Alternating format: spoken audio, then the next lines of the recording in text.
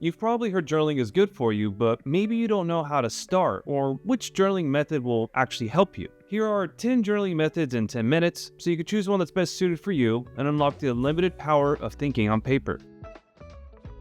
My first experience with journaling was the classic method of keeping a diary. A diary is a time-bound record of your personal experiences. Having a place to record your lived experiences helps you see patterns, externalize your ruminations, and gain perspective on your life through a more objective lens. It also creates a storybook of sorts to look back on and relive memories that otherwise would have been forgotten. This is especially handy while traveling. To keep a proper diary, always start by writing down the date and record the events from your day using the 5 W's. What happened? Where were you? When did it occur? Who else was there? And why did it matter?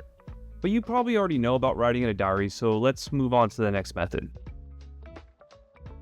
A spin-off of a diary entry is a journaling exercise author Matthew Dicks calls homework for life. Instead of recording your entire day as a series of events, you're simply looking for the most story-worthy moment of the day. The original purpose of this exercise was to build a library of stories to use as material for speeches, presentations, and content. But it has the added benefit of training yourself to notice the magic in the mundane. For instance, an entry of mine from June 23rd says, "Ski pole walker lady wished me a great day."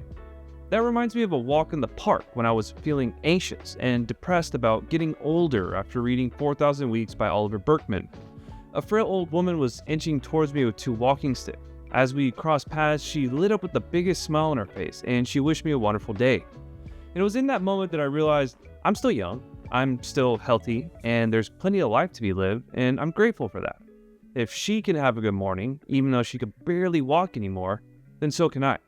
And that is a moment I don't want to forget. So at the end of each day, take 5 minutes to reflect and write down the most story-worthy moment of the day. What was the one moment that made today different or special or caused some sort of internal epiphany? I try to keep mine to 1 or 2 sentences, just enough details to prompt the movie to replay in my mind.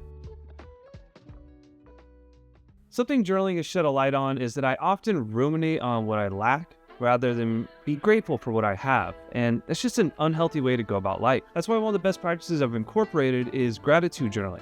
Studies have shown journaling about what you're grateful for can reduce stress, lower anxiety, reduce depression, and help you sleep better, which has its own host of benefits. It's a simple method that packs a lot of bang for your buck. By actively directing your attention towards the positive aspects of your life, you feel good, which in turn makes you think more positively, creating an upward spiral. The easiest way to start this practice is to write down 3 to 5 things you're grateful for in the morning or at night before you go to bed. But be warned, this method doesn't really work if you treat it like a checklist item. Try to actively seek out things you might be overlooking. Things like difficult conversations you had or the bad breakup that taught you a valuable life lesson. This will break the loop of negative thinking and train you to focus on the positives over time. 2,000 years ago, the Roman Emperor Marcus Aurelius wrote notes to himself that have survived to this day in the book Meditations. It's thought that Marcus did most of this journaling in the morning as a stoic exercise to brace himself for the day ahead. This allowed him to make more rational decisions and be intentional with his actions and contemplate life on a deeper level. Spending a few minutes to think about the day ahead will help you create plans, process problems on your plate, and be intentional. Too often we default to reactive states where we respond to emails, texts, social media, and news first thing in the morning. A morning meditation has saved me from mindlessly wasting my day away many times. To start, you can simply write about what's on your mind in the morning, or if you want a little bit more structure, you can ask yourself a few questions. What's my priority for the day? What might get in the way? And how can I set myself up for success? Another Stoic, Seneca the Younger, did most of his journaling in the evening as a means of reflecting on the day. An evening reflection is similar to keeping a diary, but different in that it's less about recording events and more about reflecting on them. Seneca would replay the events of the day in his mind and think about how he could have acted differently so he could learn from his mistakes, which is important for those trying to improve themselves. This practice also trains your counterfactual thinking, or your ability to explore what-if scenarios, which is a key skill in creative thinking. Thinking past what happened into the landscape of what could have happened had you responded differently is a critical life skill to develop. Before going to bed, spend a few minutes writing about your day. What went well and what didn't? Could you have taken a different approach? And are you happy with the way you conducted yourself, or will you try something different tomorrow?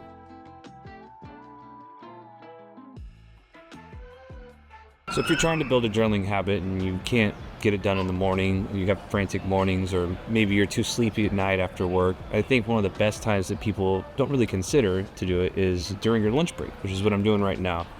I'm on break at lunch, it's a beautiful day, and so I take these little break opportunities to journal instead of look at my phone. And I always feel better about just my mental state when I do this instead of scroll my phone or social media during the 30 minutes that I get off to relax. Now, one of the best ways to compound your personal growth is to pair your journaling routine with a small habit of reading books. Most people forget everything they read because they treat it as a passive experience with no interaction with the material. Keeping a reading journal creates an active conversation with the book. You can do this by tracking the pages you read or the minutes you spent reading. You can copy quotes or journal freely about the ideas you're engaging with. Sometimes I'll write book summaries or extract the notes from my books and put them into my note card system. This practice engages your mind, helping you understand the author's ideas on a deeper level and allows you to articulate your own opinions on the subject matter. The best way to start with a reading journal is to first choose a book you find interesting. Then, after your reading session, take 5 to 10 minutes to journal about what you read. There are even books like The Daily Laws by Robert Greene that are intended to be read 1 page a day that are perfect for this journaling exercise. Something the human brain is exceptional at is answering questions once prompted.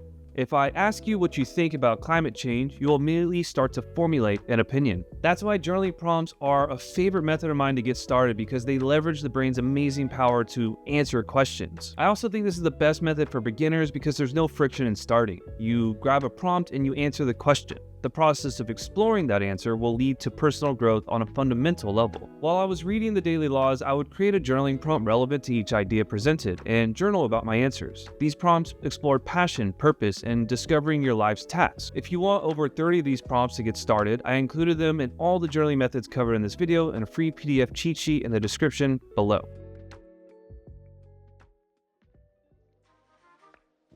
One of the best purchases I've ever made is a pocket notebook.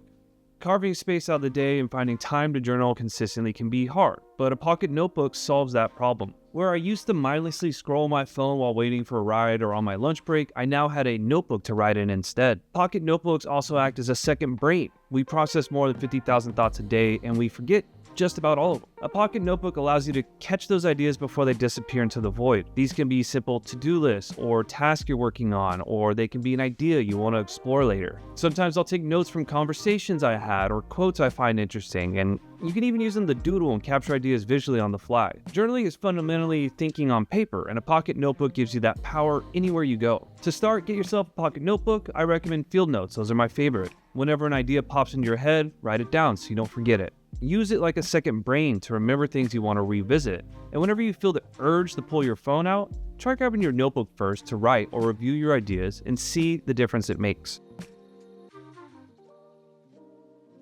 Sometimes what we need isn't structure, prompts, or some system for journaling. What we need is a good old-fashioned brain dump. Just a pure word vomit onto the page to get all that bullshit out of your head. This has immense benefits for reducing anxiety and stress. There have been many times where I've been stuck going in circles in my mind and unable to get past whatever it was that was bothering me. In those moments, brain dump sessions always left me feeling better. Not cured, but better. Like a fog was lifted and I could start to think more clearly. You could call this crisis journaling, but it's just something you do when you need to get out of your head. Now, this method works best when you write fast without censoring yourself. Don't stop to think about what you're writing. Nobody else is going to read it. And the lack of self-judgment will help clear those mental pipeways. After everything is laid out on the page, then you can start to see your thoughts more objectively and create some sort of action plan to move forward. When it's time to get intentional about your life and the goals you have in mind, you're going to need a system to organize everything. And that's where the bullet journal method can shine. In its simplest form, bullet journaling is a journaling system that uses bullet points and other markers to quickly plan and track tasks, events, notes, and goals. Bullet journaling is flexible and can suit the needs of the individual. I use mine for time blocking, habit tracking, morning meditations, and evening reflections. It's the only productivity tool I use aside from Google Calendar. Digital apps are frictionless and lead to more and more complexity over time, but a notebook and having to write things out by hand is just enough friction to keep me focused on what truly matters. Let me know what your favorite journaling method is in the comments. And if you want to learn more about bullet journaling, check out this video right over here where I share my first 30 days using the bullet journal method and how to start one of your own.